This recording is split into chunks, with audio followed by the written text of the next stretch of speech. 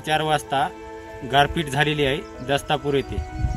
तर हे टमाट्यामध्ये आंतरपीक म्हणून दोडका घेतला होता।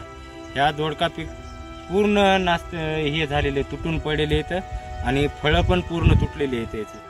तर शासनाने याची दखल घेऊन पंचनामे त्वरित करावे।